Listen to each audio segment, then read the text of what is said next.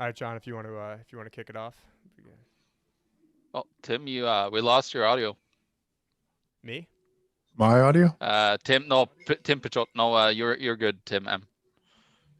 Lost Okay. it on I lost it on the YouTube stream or Oh, I'm back now. Like maybe it was me.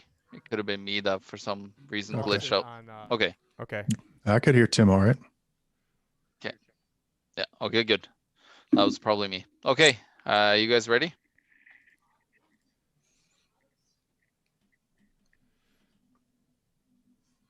Yeah, ready. Waiting on you. Yeah. Okay. Yeah. Perfect. Okay, everyone. Welcome to new Tim and John show, and today we have the pleasure of having another Tim on the show, and this is going to be a treat again. You know, we have so many great people that we've had on lately. We have a Jim Contrell, Jadver Griffin. We've had many other fantastic people on. It's only fitting that we have a fellow Canadian on here. This is a lot of Americans on our show. So today we're going to have the pleasure of talking to Tim Moen. He is the leader of the Libertarian Party of Canada since 2014, when he popularized the campaign slogan, I want gay married couples to protect their marijuana plants with guns, which is perfect fitting of what Tim stands for. Tim co-hosts the Liberty Express podcast with David Birchenbaum, which releases 2 episodes every week.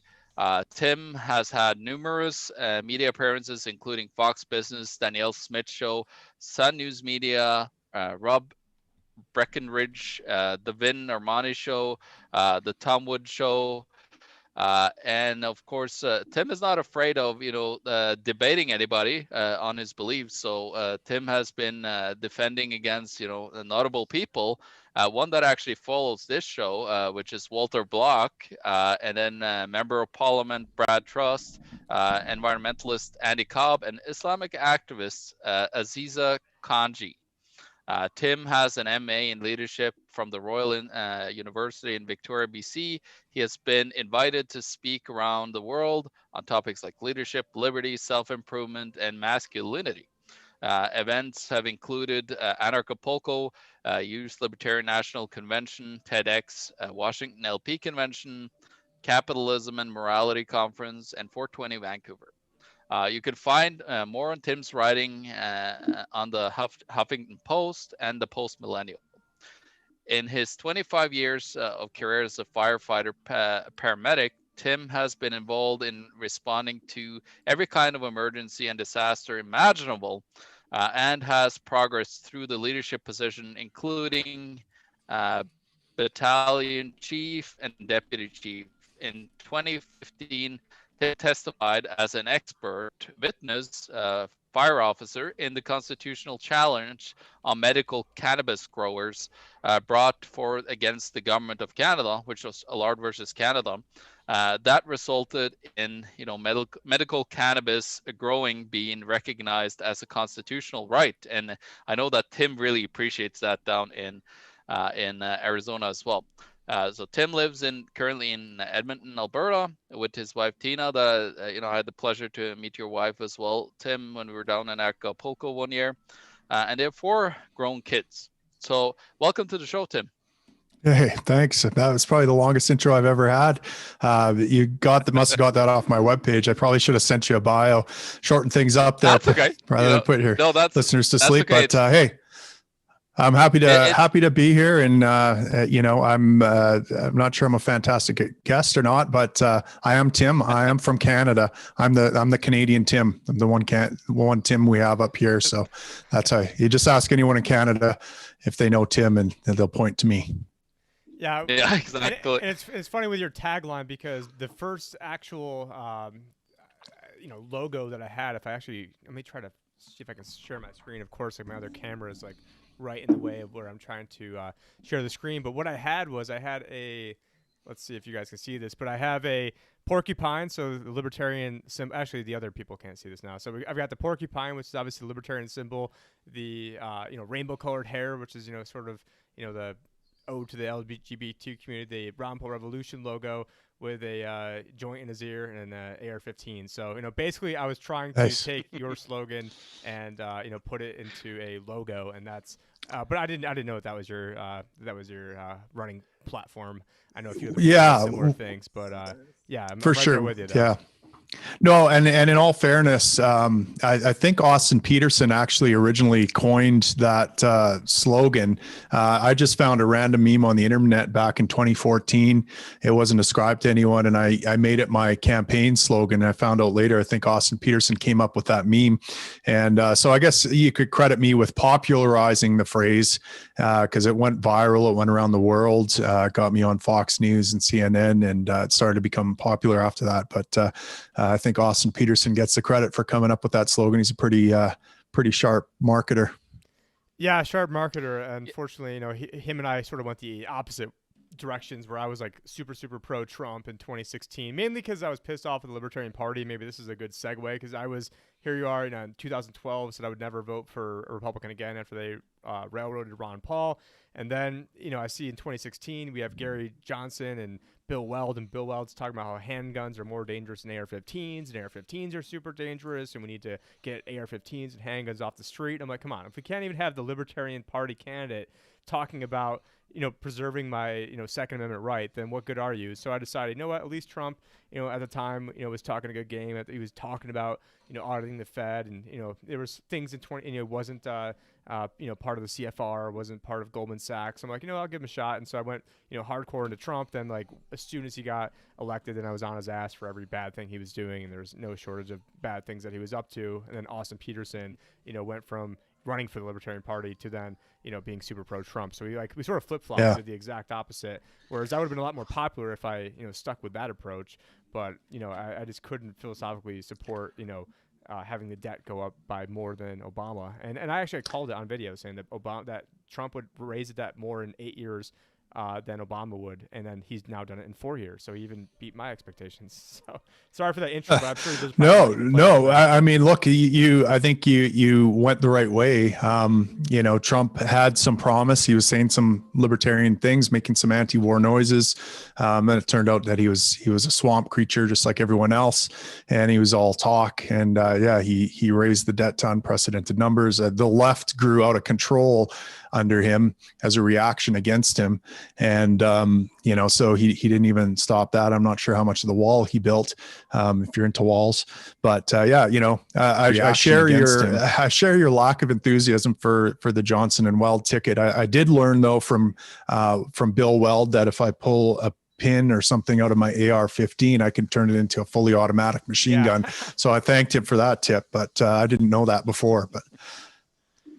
Yeah, and it's like we're not even asking for that much. Yeah, and like this go around, I was a delegate for the Libertarian Party and then didn't even vote for the Libertarian Party candidate because we just had like these like nonstop string of milquetoast candidates. And like we're in a situation with everything is going crazy. The debt is absolutely exploded. There's never been more authoritarianism than basically, I mean, I don't say more, but this is pretty much, certainly in our lifetimes, about as authoritarian as it's ever gotten. It's only getting worse. And then, in America, we want to run like, oh, let's just, shrink the government a tiny bit and let's just play nice. And if we're trying to act more liberal than the Democrats, and maybe we can get on Rachel Maddow's show and we can, and so what are you guys doing up in Canada that's different than like the Nick Sarwark type approach? I know he's not, ahead of it anymore, but, it seems like in America, we have this mamsy-pamsy, let's just try to, out-left the left on a bunch of things. And so it seems like the average rank and file Libertarian Party person is pretty good, but then once you get up to the the delegate, which I was a delegate, then once you get up to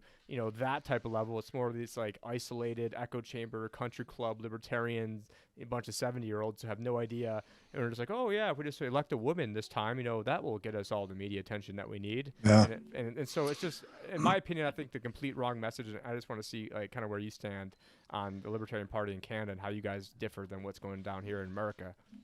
Yeah, well, I mean, it's a little easier for us up here, I think, because basically, I'm the leader of the party, and it differs. I share some of the same functions as your chair might share, in terms of administrative functions, but I'm also the public face of the party, and so I'm expected to run for prime minister essentially come election time. So it would be like having Is that your the same as your Prime Minister? No, that would be. yeah, exactly. So, what I say essentially becomes a de facto sort of message of the party. And so I can adapt on the fly. And my message hasn't always been great, I don't think. I ran a pretty milquetoast campaign in 2015. We went with a 15% flat tax, and like we kind of took the approach of what could we realistically do in a 4-year term of government? How much could we whittle the state down? And we kind of put that out as our platform. And I was informed, one of the things that happens is as soon as you become leader or chairman or something like that, you get all these political operatives come out of the woodwork who you've never seen before, and they're like, we're going to help take you to the top, kid, and we're going to help you out here with messaging and all this sort of thing. And they start suggesting these milquetoast strategies to you of, well, you can't be too radical, you have to like tone the message down, you have to, and it sounds all sorts of plausible to a guy who's never been in politics before. Yeah, I've never ran a campaign. I don't know. Yeah, it's pretty uncomfortable saying radical things. So yeah, maybe if I say something reasonable sounding, I can hook them in a little bit, and then they can get more radical once they get in. That seemed like a reasonable idea at the time, but you realize that, look, you're not going to win any votes. First of all, it's delusional to think that as a libertarian, you're going to win any elections anytime soon. The population just doesn't want a libertarian in power. That's the reality. And so what we have to do is change culture before anything happens. And then once culture's changed and the zeitgeist is libertarian, well, guess what? All the mainstream parties are going to adopt our platform anyways, and we're still not going to get in because they're the big money machine. So they're going to have a better platform now because the culture is going to demand it. So since 2015, I've been really focused on and also seeing how Gary Johnson did and Bill Weld did. I was very curious to see how they're going to do. I was at the convention when they were elected, and I was like, okay, let's see how they do. Maybe because if they do really well, if they're lighting the world on fire, I'm going to have to pay more attention to these pragmatists that are whispering in my ear about toning down the message and everything else. But of course, they weren't exactly world burners. They got a respectable number of votes, but I didn't see those votes come back this time around for Jo Jorgensen, even though she was a fairly principled Harry Brown libertarian, as far as I could tell. She had some unfortunate messaging mishaps and different things, but I think as a libertarian, she was the first principled candidate I've seen out of that party since maybe Harry Brown, and she didn't exactly set the world on fire either. So all those libertarians that Gary Johnson brought in they disappeared. So they obviously were just there to third party vote. What we need is someone to change hearts and minds. We need someone to make more libertarians. That's what we need more than anything. So that's my approach. And that's our party's approach, because it's my approach is, I don't believe in pulling punches anymore. I just believe in hardcore principled libertarian approaches. Yeah, taxation is theft. I'm not afraid to say it. We need to abolish the CRA. We need to abolish the central bank. We need to legalize all the drugs. We need to end the lockdowns. I don't care if the virus has 100% fatality rate immediately. We still need to end the lockdowns. There's no restrictions on liberty coming from my party, and I'm not going to soft sell it. There's just not enough time. We're losing our liberties at an unprecedented rate, and people. I don't think people even want you to soft sell. I like the people. People are more receptive now than ever. So if there was ever a time to just lay your cards on the table and say, this is who we are, property rights, non-aggression, now's the time, because people are ready for it. They're tired of the status quo, and they're tired of the lockdowns. Yeah, and Trump didn't soft sell it. Trump wasn't going in there being, right, Mr. Nice Guy. He was there not pulling any punches, right, telling Hillary he'd put her in jail, being super hardcore. And in 2016, I love that about him. I'm like, that's the stuff I would say if I was up there. I can't believe he's actually saying that, but you have to then back it up with actual real actions, not just be, right. I'm never going to sign another out of control bloated budget again, even though the Republicans controlled everything in 2017. And then he goes, they called for 2,000 instead of 900 right now too. Yeah. And he's like, I mean, funny when AOC actually agrees with him. And as a libertarian, you might be able to say, when Ron Paul ran, he didn't pull punches either, right? He just called it as he saw it. Like, these are our principles. Yeah, we're going to legalize heroin. How many people here are going to do it if we legalize it tomorrow? No one. That's what I thought. We're going to bring all the troops home. Booed in South Carolina at that same stage for saying that basically he would support the golden rule. So here he is, like in the Bible Belt, saying he would support the golden rule, and gets booed. I mean, again, it's selective, and they can use shotgun mics to point at their own, infiltrators who were in there. And I was at several of the different, events and saw all the shenanigans. That really woke me up to everything. Is seeing you go to a debate out here in Mesa, Arizona, and all of a sudden, the police are like pointing guns at us and saying, hey, your ass is going to a free speech zone. Otherwise, you're going to jail. And so I'm like, wait, here we are just with the end the Fed sign. Now we have to go in a cage. So then that way all the Mitt Romney supporters, like 50 of them, can be behind the CNN cameras. And so, to some extent, I mean, the police are getting what they deserve because, they were there part and parcel allowing this to happen. And now you're seeing, the pushback against the police, which also probably wouldn't be going on had their drugs been legalized because, police are in greater danger because, drugs are illegal. But it's just... If there was ever a time to get hardcore, I mean, now was the time. I mean, in Ron Paul in 2012, there was still a chance, and I'll use the word, save things, very loosely. Whereas now, like, we're way beyond saving things. It's so, and I did agree with, that I didn't, vote for him, but I did agree with the Adam Kokesh messaging of having a controlled, basically bankruptcy of the empire. And I thought that was, but, he then caved and was playing ball with Sarwark and doing some other things that, and he was the first person I've ever interviewed was Kokesh. So, I mean, I do appreciate what he's up to, but I was pushing for Jacob Hornberger. And then the last go around of the delegate selection, I knew he wasn't going to win, and I just voted for Vermin Supreme. And I'm like, screw it, this whole thing's a joke anyways. Might as well vote for a joke candidate just to put out the message that this whole thing's a joke. And I thought that would have been a decent strategy. But, having a milquetoast messaging just seems like, what is the fun in that? And it's not even about having fun. It's about we are forced to wearing masks, and then you've got the Libertarian Party talking about, oh, we can't meet here because we can't meet proper social distancing, and like F that, like we don't, like we're not, if you're afraid, go stay home. And so it was just such a joke that you can't even have the Libertarian Party lead on these issues. And I'm glad that you guys in Canada, or it seem like you're doing a hell of a lot better job than here. And now we've got Sarwark's literal henchmen.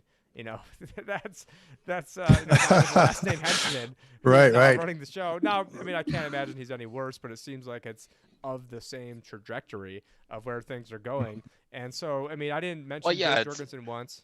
Yeah, John? Yeah, no, it's just an infiltration. This happened to me when I run provincially the Manitoba party here. They have their games. They have their operatives that comes in, sneaks in, and sabotages you. They got their hit pieces on you. They're ready to just stop you in the tracks. We tried to get our party off the ground by signatures, so we got like 8,000 signatures. Well, then they said like, oh, we had to take off 4,000 signatures, so you're still under 5,000. The elections Manitoba, and then we just said, screwed, we're just going to run some people. And then, of course, that's when all the leeches comes in and then tries to, be a part of the party. We had Bob Axworthy coming in, trying to become party leader of all things. And so I was gone for 3 weeks. Suddenly this guy is in, his Lloyd Axworthy's brother. You know who that is, probably him. And and he tried to just take over the party to use it as a money funnel for himself and his corrupt political elitist friends over there at the Liberal Party. So they've been known to try to sabotage you and stop you, and that's what you said as well. They come in and play very nicely with you and try to like convince you. They're very good at it, so they're very good at trying to convince you and go in a certain direction, because they're like, yeah, you don't want to tread to you're gonna totally devastate yourself if you go too far out there. But that's what they want. They don't want anybody to step up and say like enough is enough, and let's go for it. Because think about all the people that was just like, yeah, let's go into this lockdown, and everything, and then they get mad at people for body slamming people on the ice. Well, you kind of asked for it, didn't you?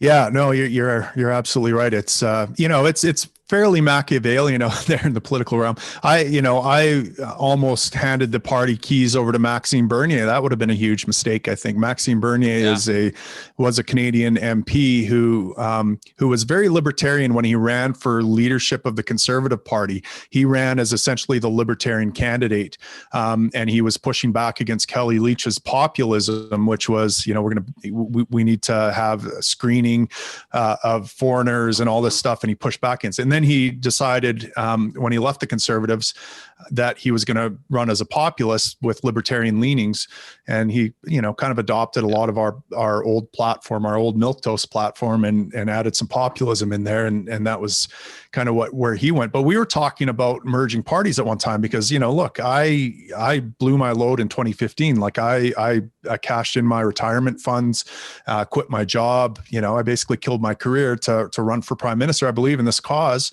and I would have loved to hand things over to a guy like Bernier, who had some stature, who follows Mises and Hayek, at least on paper. And but the first thing he asked me when we were talking about merging the two parties together was, how is it incorporated? How is the party incorporated? You wanted articles of incorporation. Then we found out later, well, he's using it basically as a money funnel to pay himself a wage and to keep his political career afloat. And man, I would have killed the Libertarian Party. It would have been a disaster. I made a lot of bad decisions, bad moves in my naivety as party leader over the years. That would have been the worst thing I could do. But yeah, that's how they get you. I mean, these politicians, these people that move in the political world, they're very in it for themselves. What can I get out of it? And it's you can't get away from those people. It was funny. I saw this. Have you seen this shopping cart test? People who, it's like the play on the trolley problem where, it's a litmus test for self-governing. If you return your shopping cart to the buggy corral, you're can self-govern. If you can't, you're not capable of self-governing. Well, my take on it was, look, if you don't return your shopping cart, if you're not responsible enough to return your shopping cart, you're probably going to end up as a politician or operating in politics. You're going to try to govern other people because it's those who can't govern themselves that want to govern other people. And you see a lot of that when you enter the political realm, even in fringe parties like the Libertarian Party, where people are trying to establish a name for themselves and trying to get what they can off of you and move on. So yeah, it's a dangerous world.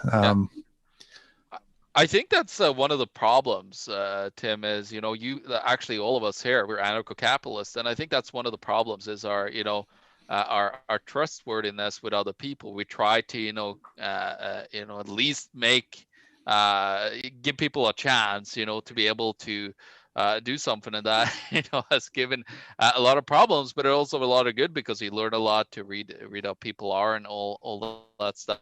I wanted to do some a little bit about like your early years and how you actually you were a firefighter for many years, and how did you actually become to end up into being a libertarian and an anarcho-capitalist in the first place?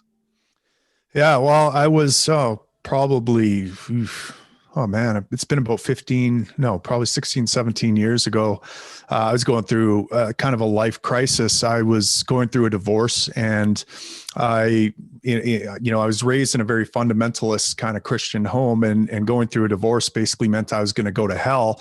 And so I was looking for a loophole to get out of hell. So I just started reading a bunch of literature about how I might be wrong, or how the religion of my childhood might not be 100% true, or, might be viewed differently or something like that. And so I went down a rabbit hole. I ended up finding Ayn Rand and Penn Jillette. And, I watched Penn Jillette's show Bullshit, and I got sucked into the skeptic community. So these are people that were debunking the Loch Ness Monster and aliens and all these other things. And, Penn Jillette was a big skeptic. So I started watching the show Bullshit. I was there for the debunking of Loch Ness Monster, but I stuck around for all the libertarian stuff. And I'm like, this stuff makes a lot of sense. And then of course, Ayn Rand kind of tipped me over the edge. Then I found Free Domain Radio and Stefan Molyneux, like the early ones, like his first episodes. Those ones turned me into an anarcho-capitalist within a few months. And turned me very against political action. So for years and years, I went, probably 10 years, I went like political action and running for office. That is antithetical. But it was, someone in 2014 that said, look, they saw me because I did some film work with Neil Young and Daryl Hannah when they came up to Fort McMurray. It's the oil sands region of Canada. So it was a geopolitical hotspot at the time. And so we had guys like Leo DiCaprio and all these Hollywood people coming up there to basically show how we were destroying planet Earth.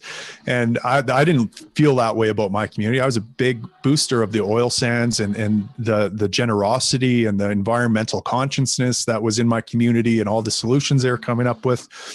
And so I would make it my mission with I had a side hustle. Every firefighter has a side hustle, and mine was video production. So I had a bunch of camera gear and I volunteered to go out with all these Hollywood stars and help them shoot whatever they want. But while I was there with them, volunteering as a cameraman, I would try to get them to point their cameras at things that I thought were great about my community and things that the oil sands I thought were making beautiful about the world. Like, for example, when Neil Young was in town, there was this carnival called Sustainable in town. It ran off the used cooking oil from the restaurants, had a solar powered stage. I thought, man, Neil, wouldn't it be great to get you on that solar powered stage in the middle of dirty oil country, singing a song powered by sunlight? Just the artist in me with the juxtaposition of here's Neil singing a song powered by sunlight in surrounded by dirty, air quotes, dirty industry. That would be a great shot for your film. But of course he didn't want to show anything positive. He just wanted to show the negative. So I wrote this article and it got picked up by the Huffington Post and went viral, and it had a lot of libertarian themes in it. I talked about how Neil's son, who's 36-year-old and had cystic fibrosis, he had a life expectancy of 16 years. But because of all Neil's extra wealth, because of this nurse he could have providing medical care for him around the clock, he was able to keep his son alive and enjoying life and traveling around with his father. And, I said that his son's health can be traced back in a causal chain of events to the dirty smokestacks of the Industrial Revolution. And so Neil is undermining the very thing that is keeping his own flesh and blood son alive when he attacks the people here digging energy out of the dirt and providing life-sustaining energy to humans. And, some libertarians noticed the tone in the message in my article, and they looked me up, and I guess they must have saw that I was a libertarian and I was appearing on different podcasts. And they tried to convince me to run for office. And I'm like, no, I'll refer you to this article I wrote last month about why voting and political action is immoral. I would never do that. I would never sully myself. Political action is antithetical to liberty. You're just encouraging the bastards by doing it. And but they just kept bringing up Ron Paul over and over again. And eventually I just couldn't deny that, look, Ron Paul did more for liberty and our movement than anyone else. And he was a politician and he used his stage to get the message out. It wasn't that he was winning votes. It wasn't that he got elected president. It wasn't even that he could get anything passed as a congressman. It was that he stood on a stage and had a wide audience and saved millions of souls from their dirty statism. Right. And so I'm like, yeah, well, I'm being silly here. I'm like a typical ANCAP who thinks that politics is cooties. You get cooties on you just by standing on that stage. What is it? And another ANCAP said, well, dude, like atheists don't preach in a church. And I'm like, actually, if you think that mosque has harmful beliefs and they invite you to speak there, why wouldn't you speak at that pulpit and try to disabuse people of their harmful belief system? Of course you would. So that was enough for me. I'm like, okay, there's a stage, there's a spotlight, there's an audience. They're all curious to hear what I have to say. And why wouldn't, if I take my principles and my message seriously, why wouldn't I stand on that stage? And why wouldn't I deliver that message? So that got me into politics. I said, yes, okay, fine. I'll run in 2015. And then 2 days later, right at the start of 2014, my member of parliament resigned and I was thrown into a by-election. And that's where the meme came from. I want gay married couples to protect their marijuana plants with guns. And we put a bunch of them up against out there. I had no idea what I was doing. And then 2 months later, we had our party convention and I found myself running, leading the Libertarian Party of Canada. So in 6 months, I went from writing an article explaining why voting is immoral to running for Prime Minister of Canada. It was a very surreal thing. And I certainly never had any ambition to be in politics at all. It was kind of an accident of opportunity and circumstance that wore me down. And I finally just said yes and relented. And here I am. Yeah, I almost think like one of the best strategies to run on would be to just tell everybody, listen, and I've thought about doing this, listen, the whole thing's a sham, the whole thing's rigged. Basically, don't even waste your time voting for me. And I know that basically Ernest Hancock did something similar, and he had the highest third-party vote total in the country when he did that. And they're like, and then the Libertarian Party's like, how did you, Ernie, like, let us know your secrets. How'd you do it? And he's like, well, I told everybody not to vote. And they're like, oh, we're not doing that. And like, wait, the person that told everybody not to vote got more votes That's than everybody funny. else.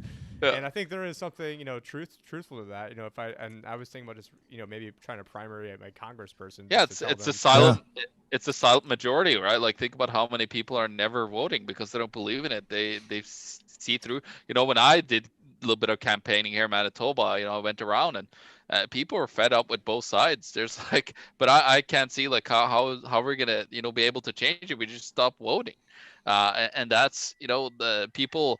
At least get the ideas out there with candidates that are outspoken and not afraid of speaking their mind. And I think that's if you're gonna run next election, it's coming up pretty soon. I think with what it looks like here in Canada. I think could be this year, could be 2022. Yeah. Now with that said, I mean, do you still think it's important to have Libertarian candidates running in Canada or running in the U.S. or what's sort of your stance on all this? Because as fellow anarchists, obviously the only sort of message I'd ever really support is one where someone's just calling the entire thing out as bullshit and someone that says like, hey, listen, like Ron Paul did, like, I'm not going to promise you anything, and there's gonna be no special interest, no pork, I'm probably going to get nothing done, but I'm going to be, basically I'd want to only do it to be like a bull in the China shop just to piss everybody off. But that would, at least in America though, that's very dangerous.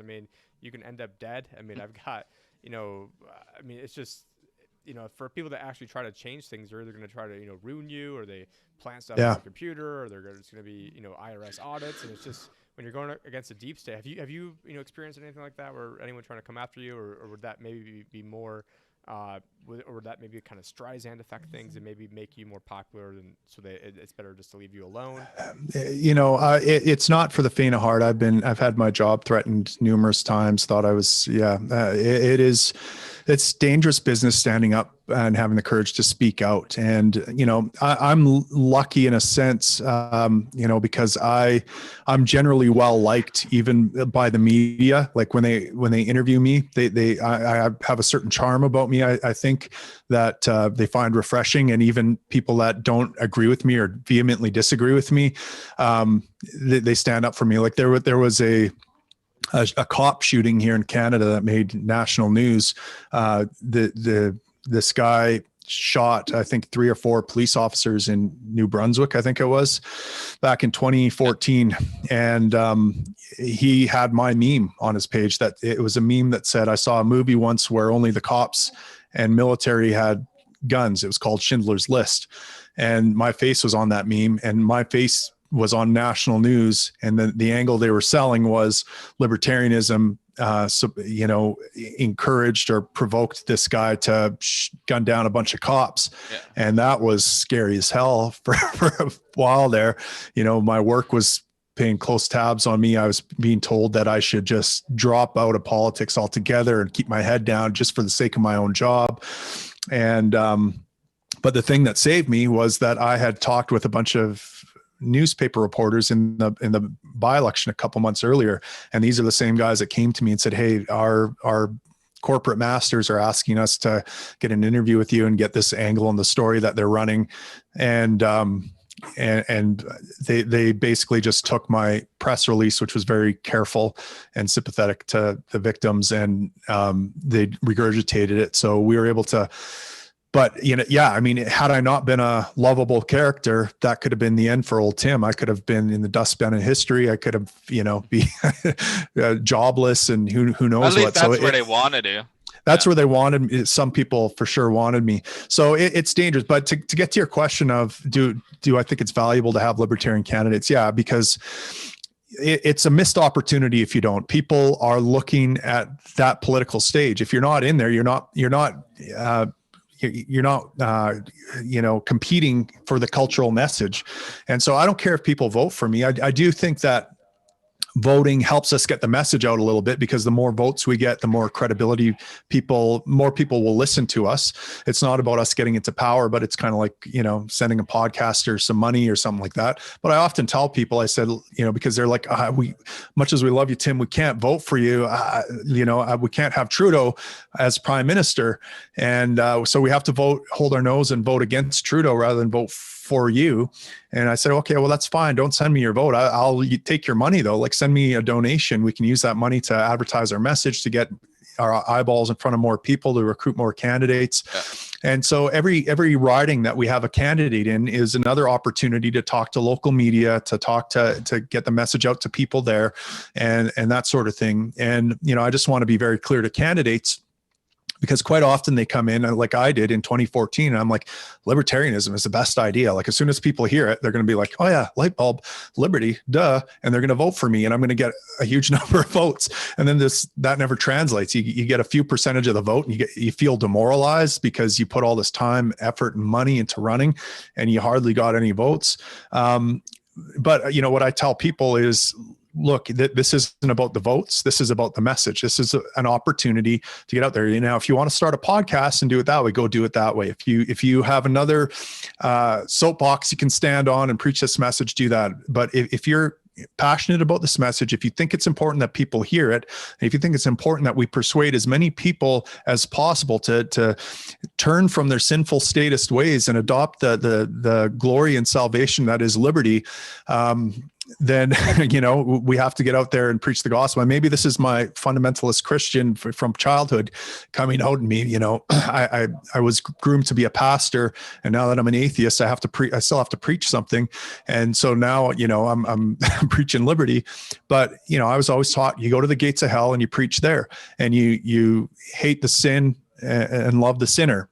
And those are the kind of principles I apply to how I try to spread the message here. And you don't pull any punches. You don't tell people, you got to tell people the truth about hell. You got to point out the sins of statism. And you got to point out, you can't soft sell this stuff, because, the society, Western civilization, our way of life is hanging in the balance right here. And we don't have time. We have to cut to the chase and save as many people as we can. Yeah, exactly. And with COVID-19 being used as the massive overtaking of our freedoms everywhere, and I found an interesting thing about, I listened to Jason Kenney. He's the premier of Alberta, right? Mm-hmm. If I'm not mistaken, Tim. So well, what he said is that actually Klaus Schwab had sent him a private copy of his book to premiere. So I wonder, with looking at Pallister over here, Pallister, if you listen, you totalitarian bastard, that they adopted this, COVID-19 Great Reset. He, of course, has said, no to it, but he's still implementing a law because he's getting shamed by the health community, to push these lockdown measures, because it's not really coming per se from the political side too much. It's actually a lot from the health side of things. And Tim, you as being, first responder and a fighter, I don't know how much you see of what's happening behind the scenes at all, or if you could tell us anything that from your perspective on how you think about this whole pandemic thing. Yeah, when's the firefighter calendar coming out? No, my firefighter calendar days are over. That's what I thought you said as your side hustle. I was going to make a joke. Yeah. No, I mean, I'm on the front lines, and as is my wife. She's an ER nurse. I'm a paramedic, and so yeah, I'm seeing COVID cases on a fairly regular basis, face to face with them in the back of an ambulance in a confined space. I don't buy that the mask I put on my COVID patient is protecting me at all from them. Half of them don't know how to wear it properly. They're constantly touching their face. So I don't buy this idea that public masking is doing a hell of a lot to slow down the virus. But I am fairly confident that my own PPE, I have a form fit, like a fit tested mask and goggles and gown, and I'm pretty meticulous about donning and doffing. And so far I haven't caught it, even though I have these people basically sneezing in my face. So I'm fairly confident I can protect myself. I'm not, and it doesn't scare me anyways. I haven't seen anyone intubated, let's say that, but I don't go to ICUs. So I know there are some patients in the ICUs that are intubated, but we're certainly busy on the ambulance, but we're not busy because we're overwhelmed with COVID cases, and ERs aren't busy because of COVID cases. They're busy just because of a backlog of patients that we would regularly see, people that are coming to emerge, and a lot of these people are, it seems like for the first month or so of lockdown, back in March or whatever it was, when everyone was scared of this virus, it was the slowest I've ever seen it in years. Like, people were just scared to come out of their homes. I had one guy who had snorted crack, crystal meth, fentanyl, GHB, a couple other things. You had Hunter Biden hiding up there? Yeah, I think that was his name, Hunter Biden. And I came at him like, I want to help him here. Buddy, you snorted fentanyl. This isn't good. And he was giving me the sign of the cross, like I was a vampire, that he was more worried about getting COVID from me than he was about the fentanyl he just snorted. And that was pretty much typical of everyone. Like, we had grannies who weren't calling because, they had chest pain and atrial fibrillation and they needed to go, but they were more scared of coronavirus. So it feels like we had a surge of calls after everyone kind of relaxed a little bit, because all these neglected health ailments that normally would have been looked after were starting to pile up. And it seems like it's more of that type of thing than it is of coronavirus, at least we're at. And then the other thing that's slowing everything down and creating a backlog, of course, on top of the fact that healthcare is basically illegal in Canada unless you're working for the state. So we have a huge artificial scarcity here, is that, this pandemic is a bureaucrat's wet dream. I mean, if you want to boss people around, if you want to write rules, if you think that you're the smartest guy in the room, and if everyone just followed your commandments, everything would work out better. Well, this is the best time for you. And we're getting new rules written every week, it seems, new guidelines about what we have to do. And it takes us like 5-10 extra steps to treat a patient that more than normal. And so it's taken us forever to get through just a normal patient because of all the extra steps we have to go. So, one emerge I was at, they have these isolation rooms where they have people who screen positive for COVID. So these aren't even people that necessarily have tested positive, although people that test positive go into these rooms as well. And they're very meticulous about donning and doffing. So you walk into this negative pressure room, you don, and they actually have someone standing there watching. They have hired people to specifically watch you don and doff. And if you do anything wrong, they make you start again. And that's their job, is to make sure you're meticulous about not getting any virus on you, and then doffing when you leave, and being very careful to.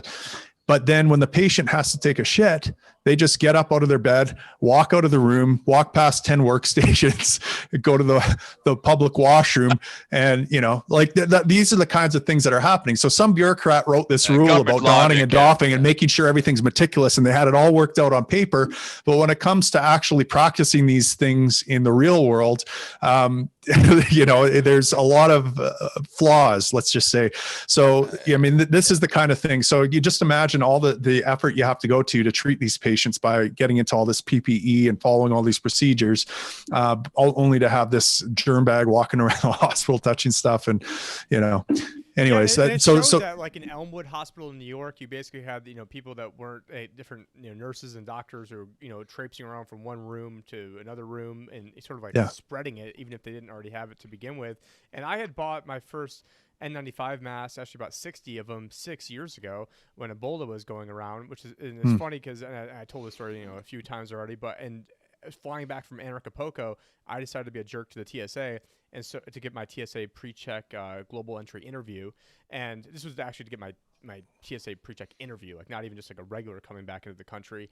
And I decided to throw on a mask back in early February just to be a jerk, and they were pissed at me for wearing a mask. And then I flew it back in July not wearing one, and they were pissed. But the thing is, like, I know the proper procedures that you have to wear, like, in order to make sure it actually works, and you can't just willy-nilly like, oh, I'm just gonna wear this bullshit cloth, and then I'm gonna throw it down in my car, and I'm gonna put it down on the table, I'm gonna crumple it up in my pocket, and I'm gonna use the same one for 3 months straight, and I'm gonna breathe. It basically, I mean, if you were to follow proper protocol, you would probably need to change out your mask like constantly throughout the day, and anytime you leave, have proper procedures. And so now I'm getting lectured by people. And I'm like, well, when's the first time you ever wore a mask? Oh, April. Oh, that's cute. I bought them 6 years ago. Just walk around. I've been in hospitals. I had I've been in test labs where they work on anthrax and other things, and like just watching people wear masks, it's pretty funny. I've got multiple gas masks. Like if there was an actual pandemic going on, you wouldn't be going around to Denny's having your I'm not sure if you guys have Denny's up there, but you wouldn't be going out getting breakfast, super scared, and then now I'm sitting down 4 feet away from the hostess desk. Now I don't need to wear it. I mean, if there was an actual pandemic that was killing millions and millions and millions of people, you wouldn't be doing that. And then do you know what they're running the PCR test are, like the cycle count thresholds up where you're at? Because I know that's a big part of the scam. Yeah, here in Alberta, they're running it at 35. Okay, so basically we're even worse, Tim. Tim, I found out. I talked to a local test guy here, and he said 45, which is even worse. And just so the listeners know, what we're talking about is the CT, the cycle thresholds are basically how much they're amplifying these tests. And so it's sort of like if we were to turn up the gain and the volume over here, and we're trying to say, okay, what's like a loud beep, and then it's like beep. But then we start, you could catch up any noise. We start ratcheting if it up, you turn it high high enough. You enough. can make that little beep beep. You can make it sound like thunder coming in. And so the more they maybe that's a bad analogy, but the more they amplify this, then the greater chance that it's going to test positive. And so if you amplify it, Fauci even said, I think it's I forgot if he said 35 or I think it's at 35 at the high. 33. Okay. Yeah, anything over 33, he said, is useless. Yeah, of course it'd be 30. So there we go. Hey, Manitoba. Come on. And Alberta.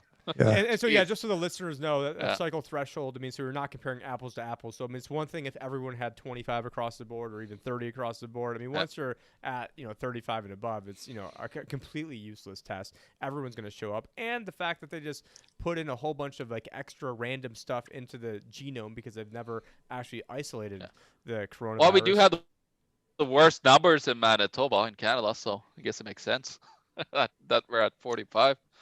It's interesting. Well, you guys have a level 4 lab there, don't you?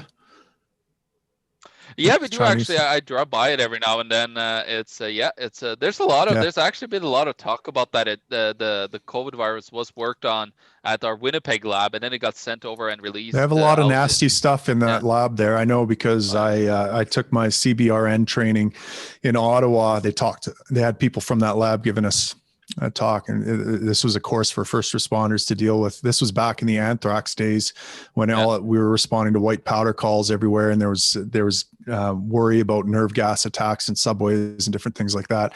They were training us all how to deal with these kind of attacks, and they talked a lot about that lab. I was pretty surprised at some of the stuff they had in there. Go ahead, Tim.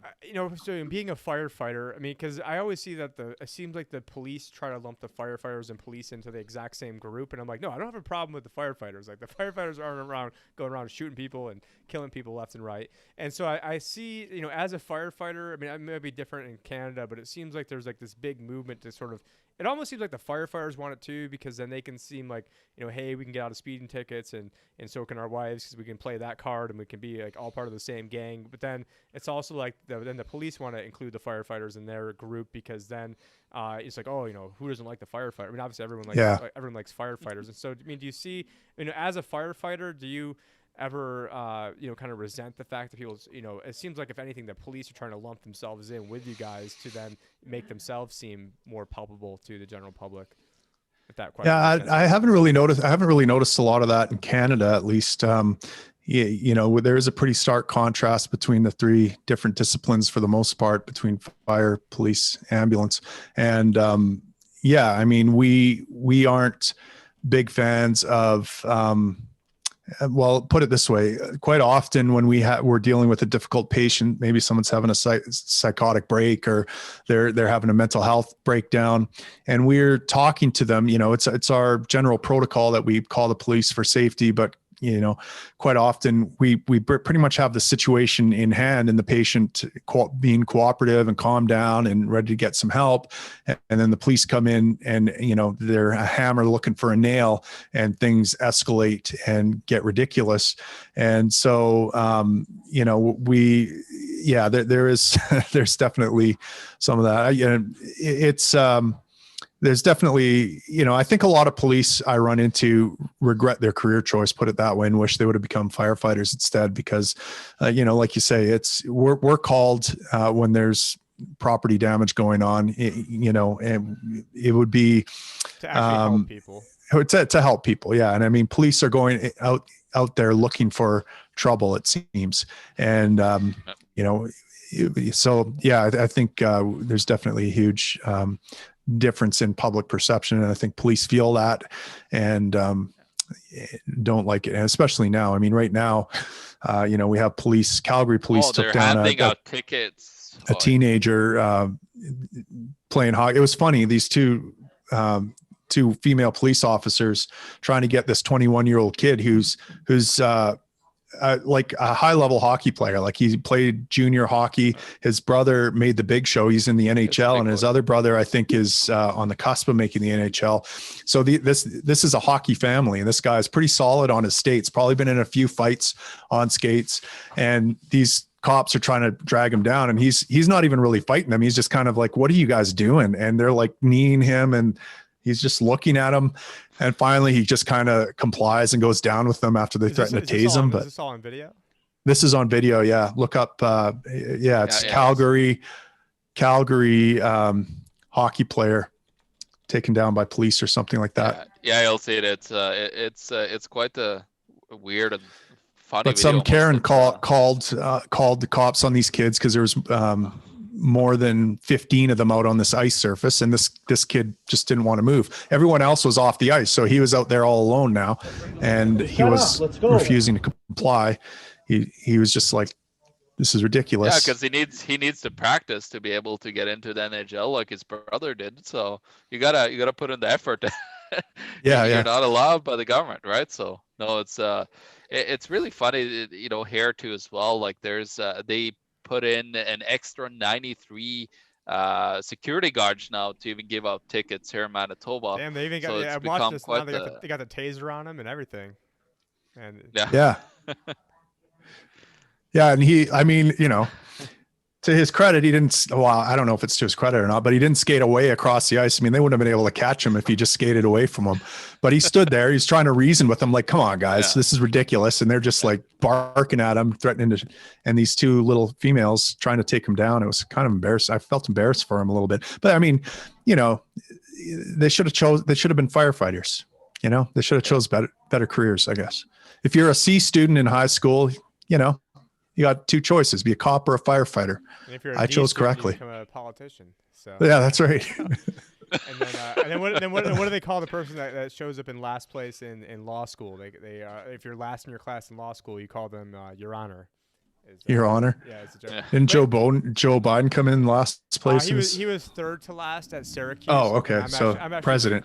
I'm actually from President-elect. I'm from Syracuse, New York, and he went to Syracuse. So like I knew like all those stories. He almost got kicked out on several different occasions for plagiarism. I think at least on 3 different occasions for plagiarism. Right. Here I'm watching the video. They finally take him down, but it would be funny if he did skate away. I mean, what would they say?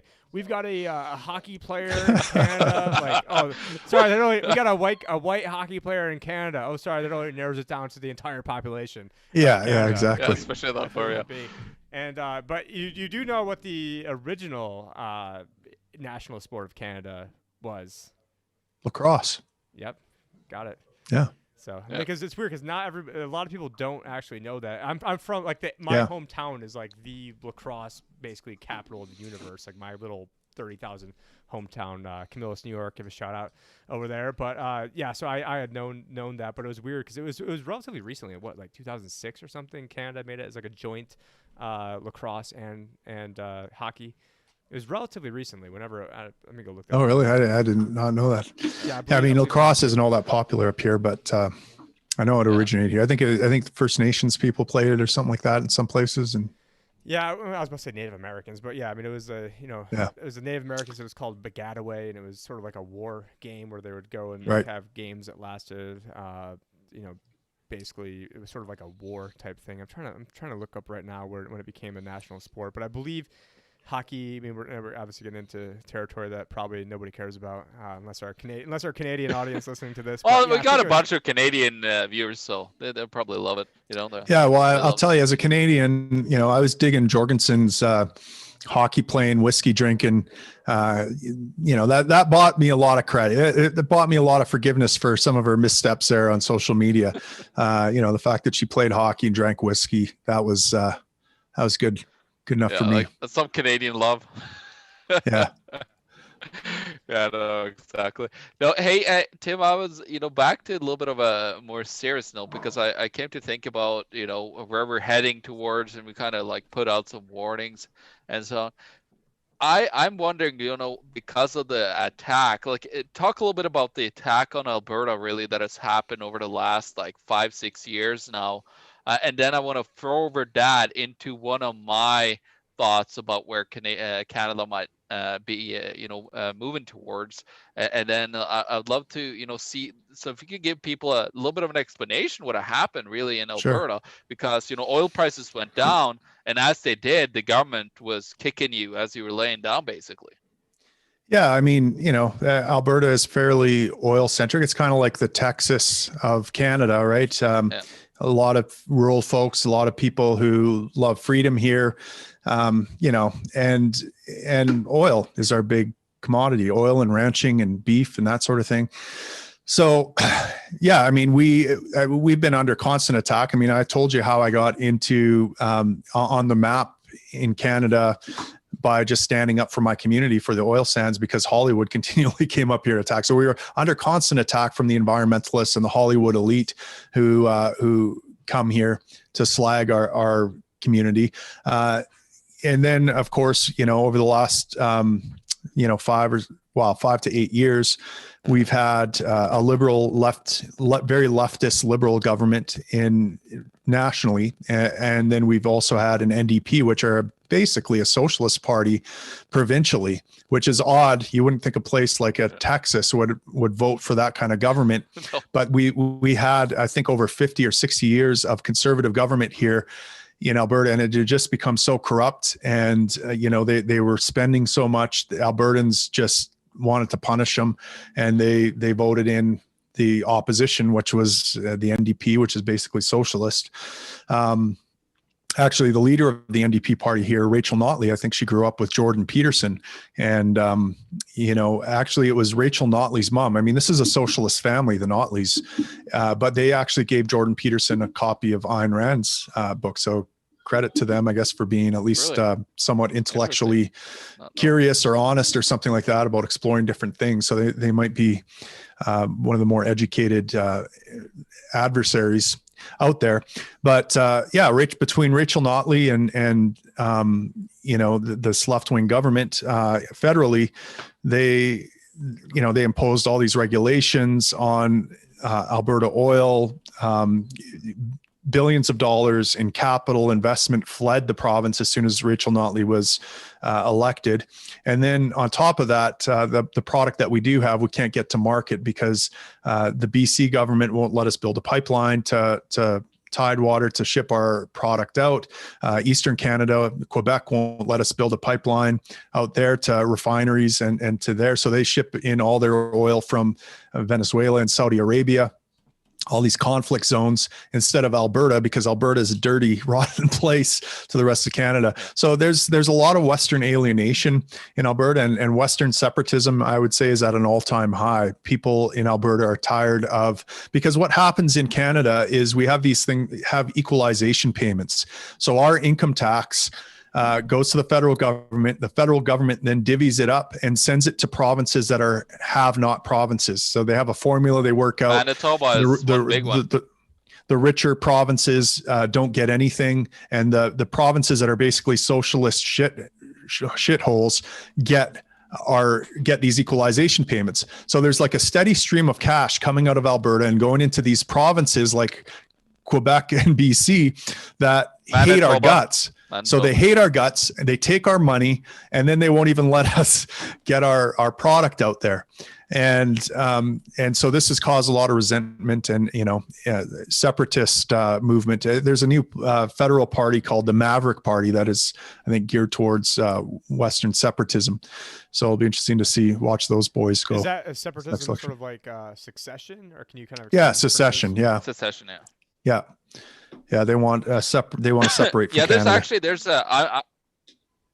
I'm a part of a group on Discord called the Wexit group. I don't know if you dealt with a lot of people in that movement as well. I actually held I held a little bit of a presentation for them at one time about money and economics and what they should do, because they were very curious, because they were just thinking about implementing the same damn thing as we had.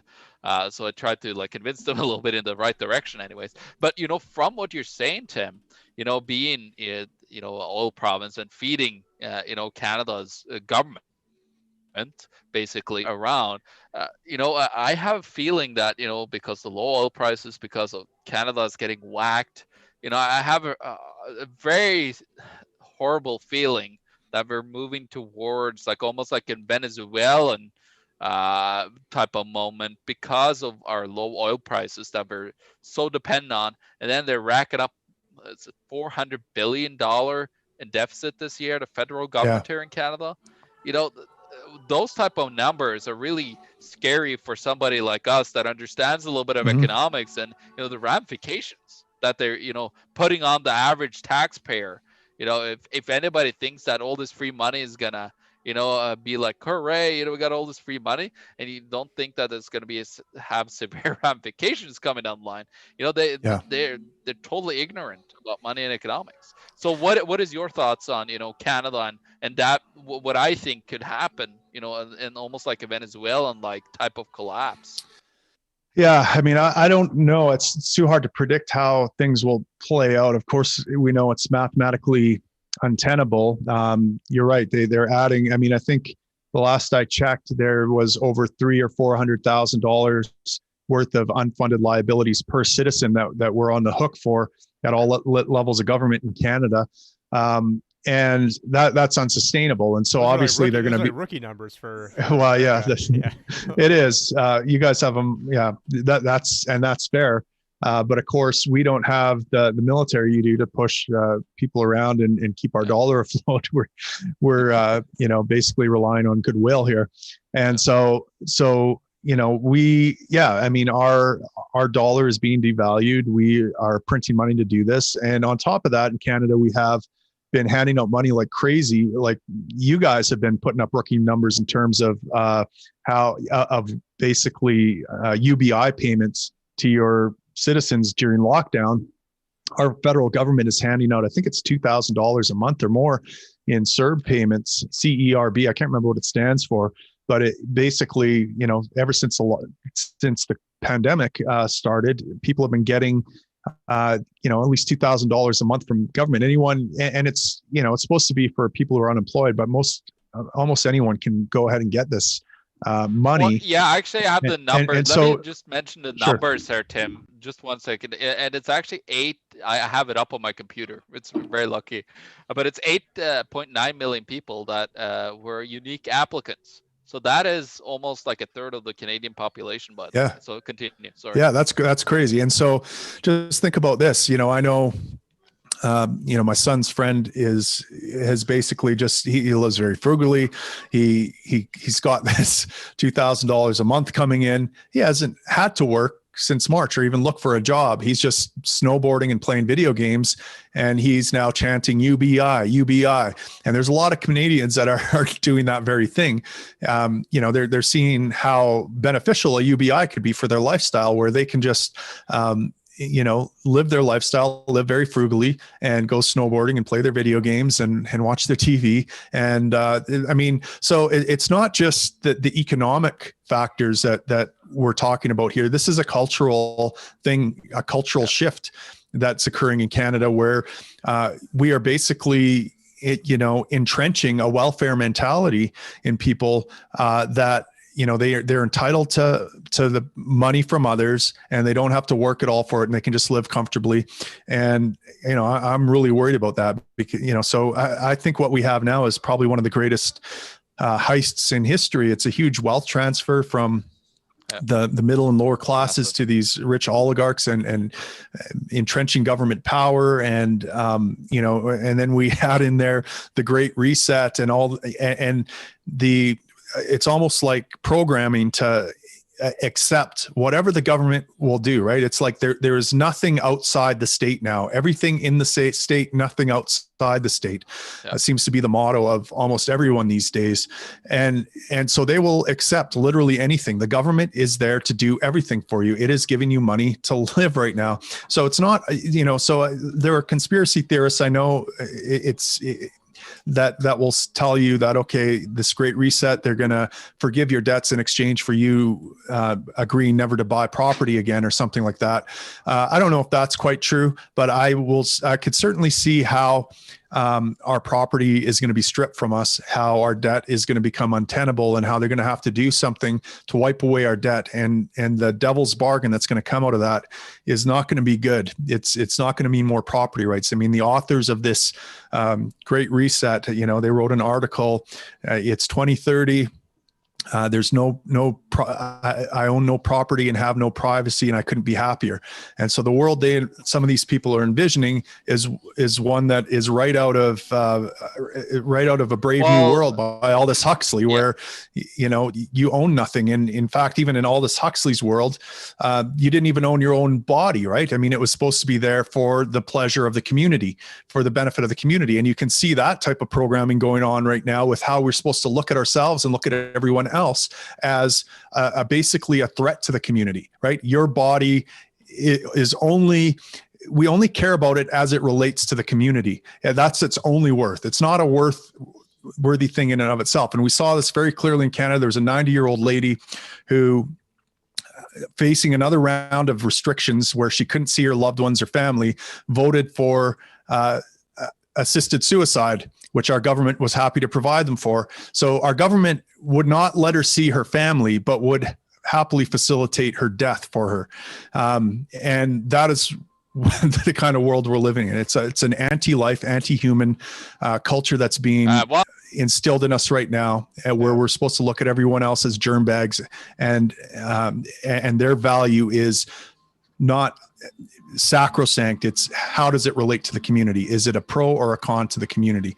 And that's how we're supposed to view each other now, through that lens. And it's funny how quickly the my body, my choice, how quickly that gets flipped around into, oh, well, not your body, your choice if you don't want to get a vaccine, if you don't want to wear one of the masks, or if you're going against anything the political structure doesn't want you going against. And all of a sudden, same thing with like believe all women. So believe all women, unless you've got women doctors who are then, experts in their field, who are then providing a counter narrative to what's going on, then don't believe them. Hey, but believe Cynthia Freeland. She knows everything about economics here in Canada, so don't worry about it. Who is she? Like your, she like knows how, she's our deputy prime minister. No. Yeah. Yeah, it's just insane. Like they like to portray this like whole equality for everything, but then there's a total lack of skill set or anything that has to do with it. And then if you call that out, you become, bigoted or anything Well, like that. it's completely patronizing, right? I mean, I remember when Trudeau took office, and he because it was 2016, we had a gender balanced cabinet, right? 50% men, 50% women, because it's 2016.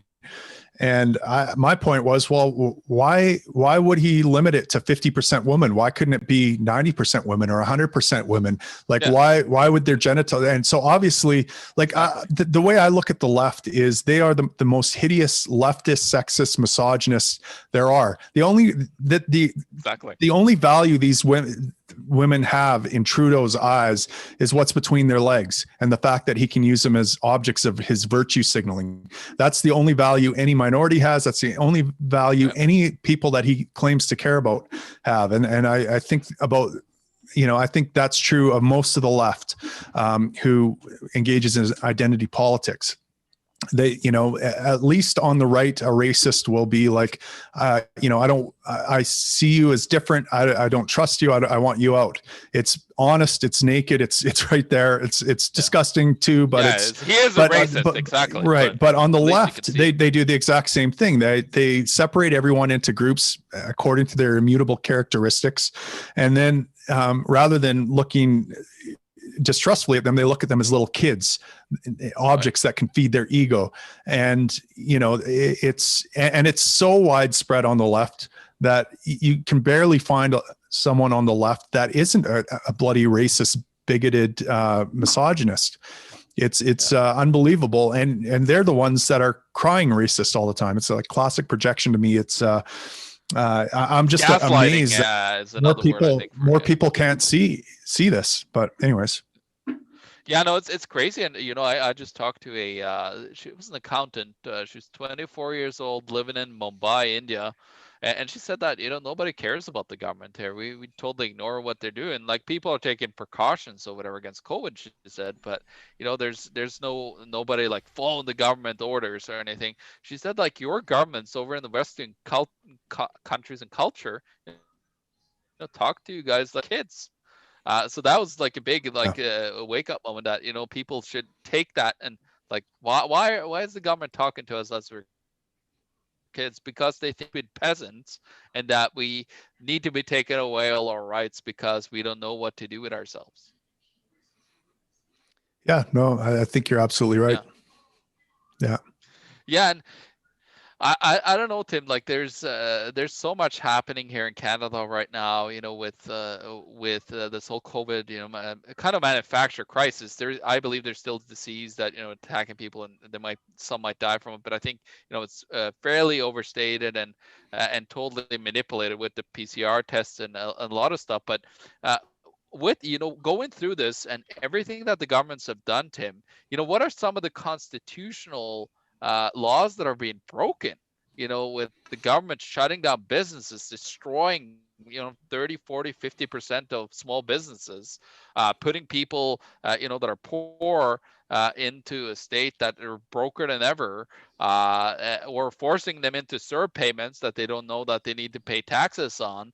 And all these things that are happening, what is going to come out of this, and like, how can we, move forward and actually stop all this stuff before, we end up in a totalitarian regime? Yeah. Well, I mean, first of all, the sad part is I don't think any of these draconian measures are violating our shitty constitution.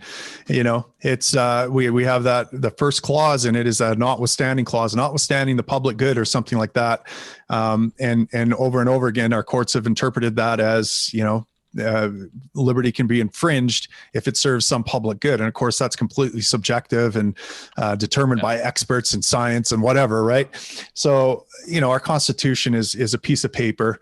I might as well write something on a napkin. It protects me about as much as the Constitution does. The only thing that's going to protect us is enough Canadians who demand liberty or death, and are willing to stand up against the government to do that and make the government afraid of it. And, until we get that, we're going to continually have encroachments on our liberty. We don't have any protection.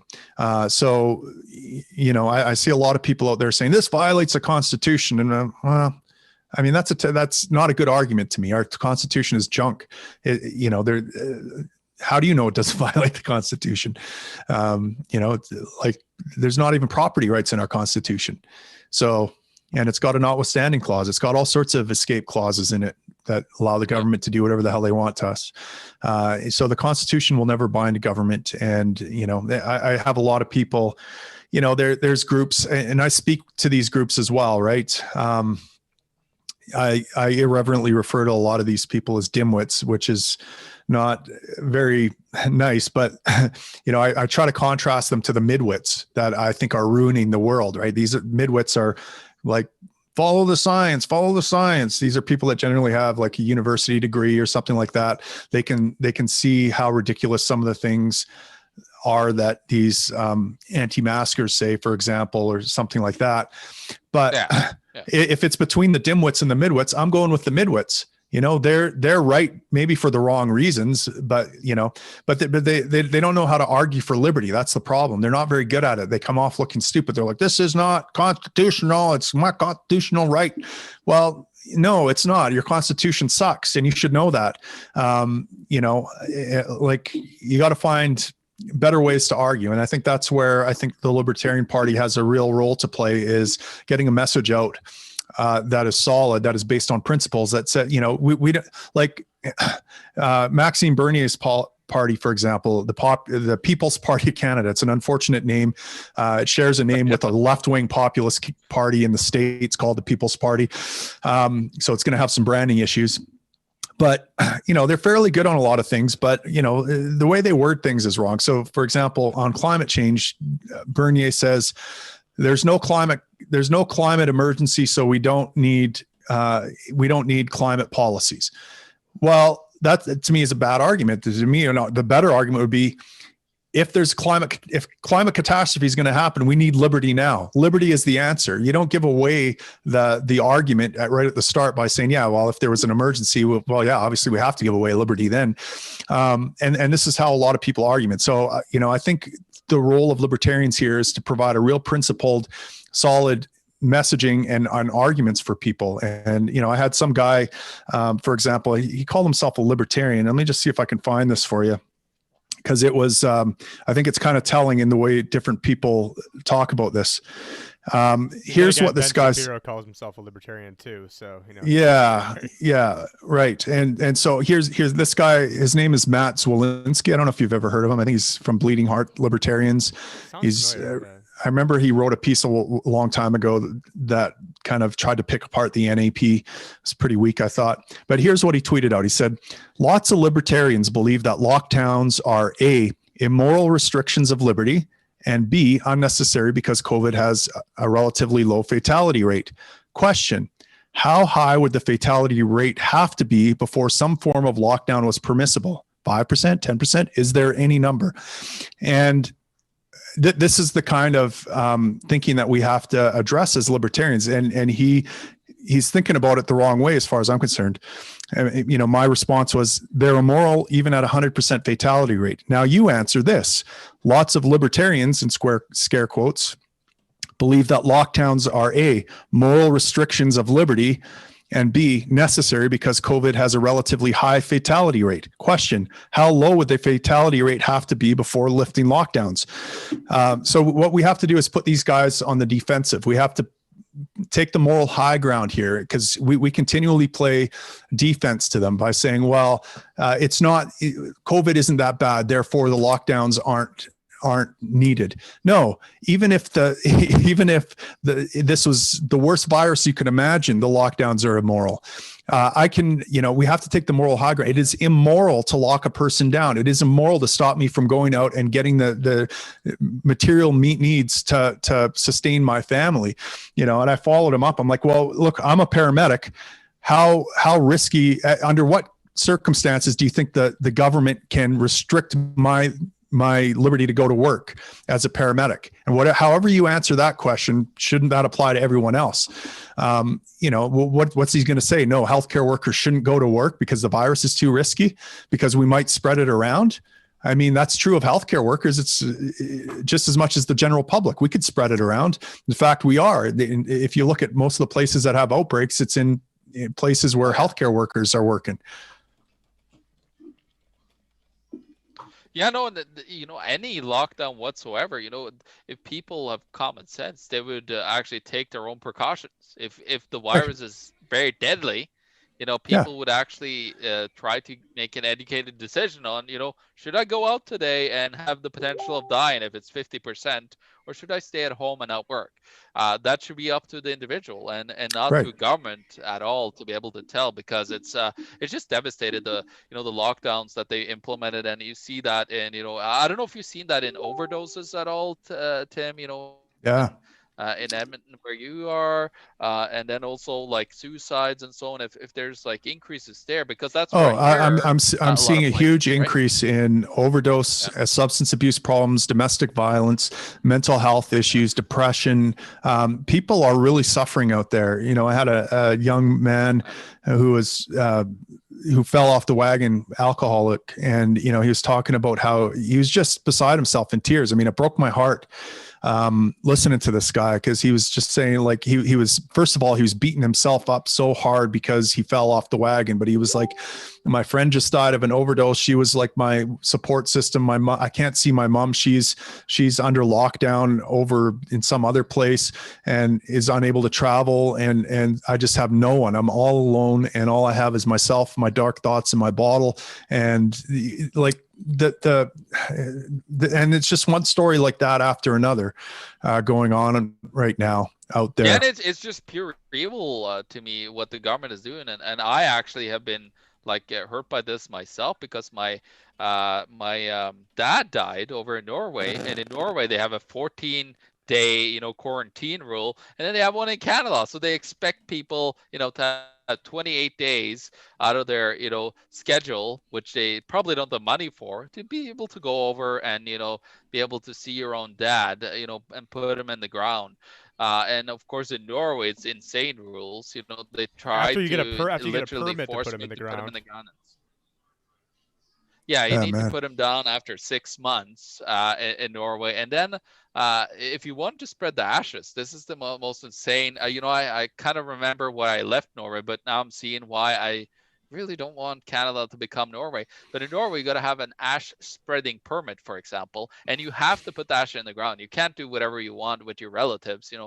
Maybe you want to bury them in a flower bed, or do something beautiful with them. Not in a at a graveyard or something like that. So it's in Norway they really are really ahead, and they've really been we're really pushing the region legislations and so on that the Liberals are really pushing towards, and heavier taxation are just coming down the line. In Norway the tax rate is 36%, just to start with for any income, and the average, I think almost the average is about 80, 85, 90% that goes back to the government at one point, in taxation. Insane. So yeah, and I'm warning that we're heading towards there, straight ahead here in Canada with all this idiotic spending and moronic policies from governments, thinking that they could babysit us. Is really totally destructive to society, and you see that, as you said, with all these people with depression and everything that they're creating, and just to save whatever with the virus. It's just insane. Like, are we going to start with like this with how about the 9 million people that are homeless, that are starving in the world every year? Sure. Are we going to go in a lockdown for that? Like, it's all that stupid logic that government and bureaucrats is putting in here and implementing. Right. They're so devastated. We'd like to see it, but now we're really seeing it firsthand right in front of us. Well, and it's not just, again, I come back, the economic arguments are easy to make, how it's like physically destroying people, but less tangible, but equally as almost as devastating to me are the mental and psychological things that are going on, the programming and what that's going to mean for everything, including economics going forward. At the same time, we have this narrative of a victim culture inculcating in everything. We have people also isolated and being atomized and separated, loss of connection. And we know the opposite of addiction is connection, right, with other people. All these things are coming together, as well as dependence on government and replacing of our family and friends and our spouses with the great state. All these things are like a perfect storm for like just a complete mental and psychological breakdown of society. In my profession of healthcare workers, like it's driving me nuts when I see fellow healthcare workers talking about how they're struggling and how you guys are forcing me to work so hard and creating all these victims and victimizing me because now I have all these intubated patients and this stuff that I have to go to work. I'm working so hard and I'm getting burnt out and stuff like that. I signed up as a healthcare worker. Here's what got me hard. It was burning buildings, massive car wrecks, pandemics. Like, give me the biggest chaos you can so that I can be helpful and restore order. I mean, that is why I signed up for this job. And, I have seen in my field of first response, emergent, EMS and firefighting, I have seen mental health rates, mental illness increase, suicide increase. At the same time, we're seeing more mental health resources, more physical resources. It used to be we would be overwhelmed as a general rule on a call. You could understand why someone might get a little shell shocked from having massive carnage around you and just you and your partner trying to deal with it. Now we have like a huge teams of people that go out. We're not nearly as overwhelmed on these calls. And then after the calls, we have layers and layers of mental health, from peer support to counseling to, critical incident stress debrief and all these things. But the one common thing that we're being told through all this mental health support is that we're victims. Our job makes us victims. And so, yeah, if you believe that this job will it makes you a victim, then you are a victim. Then, you believe that. I've got 2 daughters that are entering into paramedicine now. And I constantly have to remind them. I said, look, this job, you're going to run into some very challenging things. You're going to see the best and the worst of humanity. And guess what? You're going to deal with it as best you can. And it's going to make you a better version of yourself because you dealt with it, because you confronted it. You're going to be better able than your peers to deal with whatever life brings you, and it's going to improve your mental health. And I genuinely believe that it's definitely improved my mental health. It's made me a better version of myself. I don't think I'd be able to deal with adversity as well if I didn't have my job. But other people who come into it with this victim mentality mindset, it breaks them down. They suffer from PTSD and anxiety, and they can't go to work. And that's because we're inculcating, and that's just my profession. And you spread that over all culture, because this is all that's being taught in school now, is this victim narrative. And then you isolate people from each other and say, well, you can't play sports together. You can't hang out at pubs together. You can't do any, just look at the boob tube. We'll feed you all the information you need to know. Happy joy feeling citizen, everything in the state, nothing outside the state. And like that troubles me almost more than anything else out there. The economy can crash. I feel pretty confident I can survive that. I can work my way through that. I don't know if I can deal with a whole horde of zombies that are breaking down and trying to eat any signs of my brains because I'm showing signs of life and free thinking. That is another story, Yeah. Yeah, no, it totally is, and it's so destructive. I see that in Norway. It's just taken to another level, the whole victimhood mentality of people, and you really seen that starting to take hold. Anywhere with the state, it's because that's how they feed off of being able to control you. But we're getting close to the end there, Tim. Do you have any other questions or things that you would like to ask or? I didn't know if no, I mean, I would just say, look, if you're a libertarian out there and, you're as concerned as I am, you can get involved. And look, I'm a bit of a pessimist and maybe even a cynic when it comes to the idea that we can affect change. I don't know if we can, but I do know, I go back to Albert J. Nock's essay from the 30s, Isaiah's Job. Ron Paul has referenced this article numerous times when he talks about why he does what he does, and he talks about the remnant. And Isaiah said, look, God, you're telling me to go out there and preach your word and warn people of the impending disaster. And absolutely nobody's listening to me. I'm not changing anyone's mind. I'm not affecting any change out there. Why are you doing this? Like, why are you having me do this if I'm not going to be any good? And God tells him, look, your job isn't to change the course of history here. It's not to change people's minds.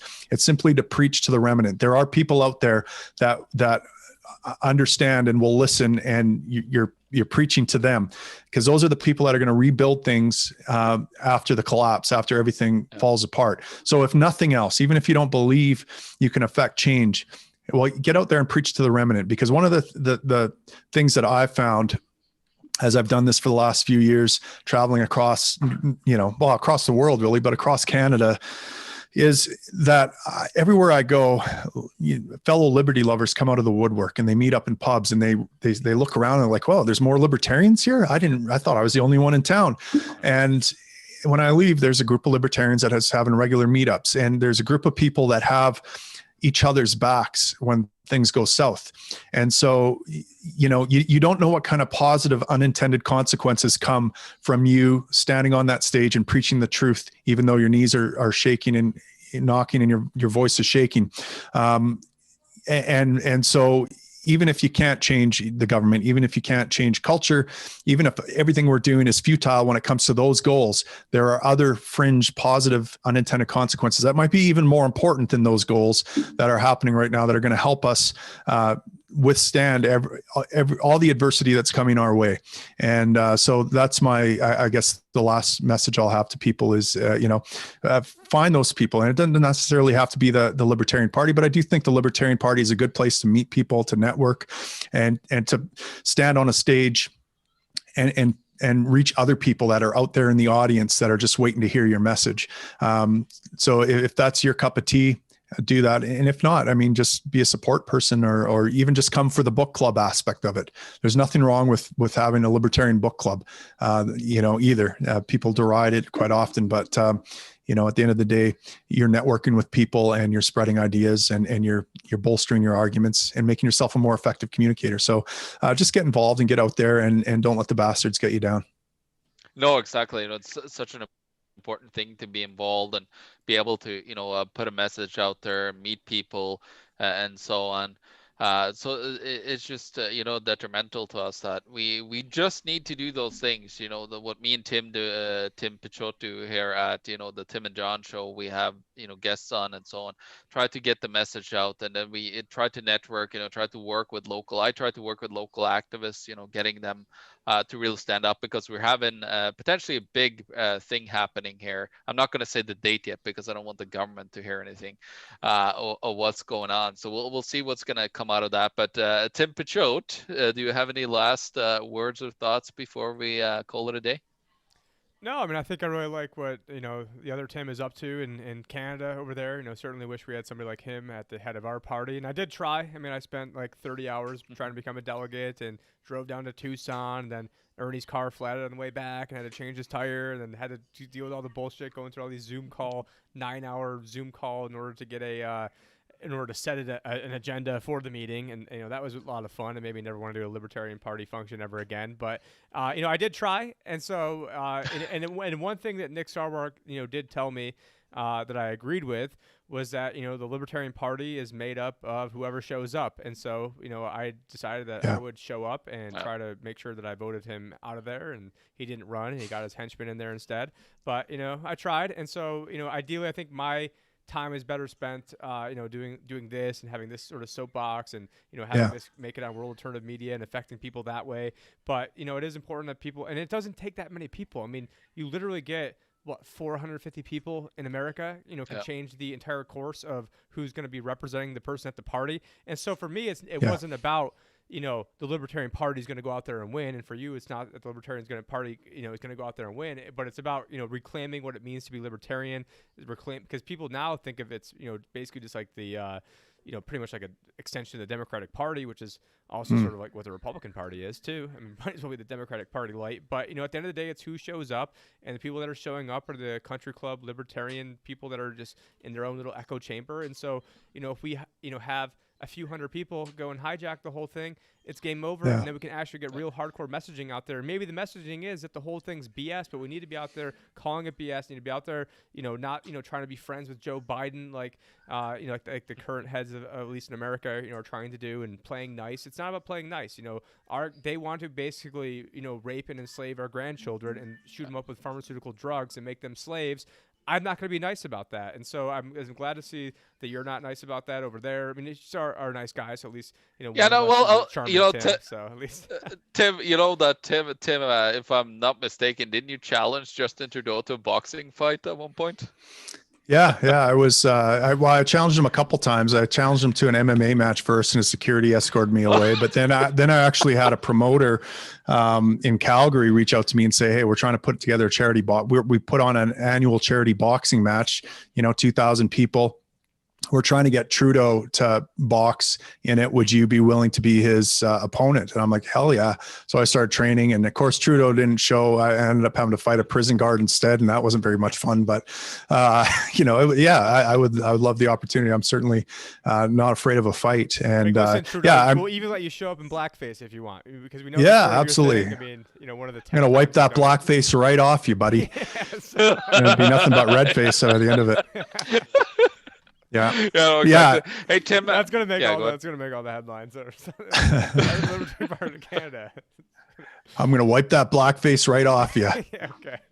All right. Well, no, it's definitely pleasure having you on. We'll cut the stream. And for the people listening out there, if you guys want to get these episodes first, and we're gonna cut this off YouTube, but then if you want to get it first, you got to go to timandjohnshow.com, sign up for the for our email list, and then that way you guys get all the information first. Because a lot of these, the best videos are not even on YouTube anymore. We had to proactively, cut them down. So our episode with Melody Krell about the Pacer family, and maybe even the Richard Grove one isn't fully up there. And a lot of the, I'm not even sure if the full G.R. Griffin's one is up there. So a lot of the hardcore stuff is not even on YouTube. So if you guys want to see the best stuff, make sure you follow us in other places. Go to timandjohnshow.com. There's a watch section where you can see all the places to watch us, a listen section to see all the podcast links. But anyways, you guys head there, you get all the goodies first, you get on our email list, and then that way, we can help beat the censors, because, I used to reach, 30, 40, 50,000 people a post on Facebook, and now it reaches like 3 people. And then, same, YouTube, all John's videos used to reach, 50, 60,000 people. And then it started reaching, 2,000 before they kicked us off. And they're gone. Yep, and now Josh, Yeah. now Josh is very strong on BitChute with getting close to 10,000 views every video, and he's making his way back here. I'm going to be picking him up tonight. So as long as he somehow made it, he's had to go through a lot of trials and tribulations making it here. So I'm sure that'll be a good show seeing that. But thank you, Tim, so much for joining us today. Yeah, and just one last. And just one last thing, Tim, I don't know if you told us, but where can people find everything that you do or say or talk about? Sure. Well, our party is libertarian.ca, and you can find my personal blog at timmoen.net. And you can have a podcast as well, The Liberty Experts. I'm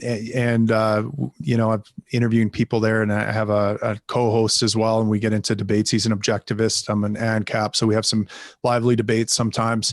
I just interviewed actually Angela McArdle today on the podcast that should drop on Thursday, and she's very interesting. I'm very encouraged to hear what the Mises Caucus, Tom Woods, Dave Smith are doing to kind of take over the party, so to speak, and kind of their thinking lines up exactly with mine. So it'll be interesting to see. Michael Heiss? Are you familiar with who Michael Heiss is? You bet. Yeah, I know Michael Heiss. Yeah, one of the hardest working libertarians out there, from what I can tell. And so I'm very impressed with what he's doing in the Mises Caucus. And so you could say that the U.S. Mises caucuses are basically already taken over Canada, because I'm taking all their advice to heart and trying to live up to their standard of messaging. So yeah, now you're taking over America. So I'm rooting for you guys down there. I think some positive things are going to happen. So thanks, guys. Thank you very much.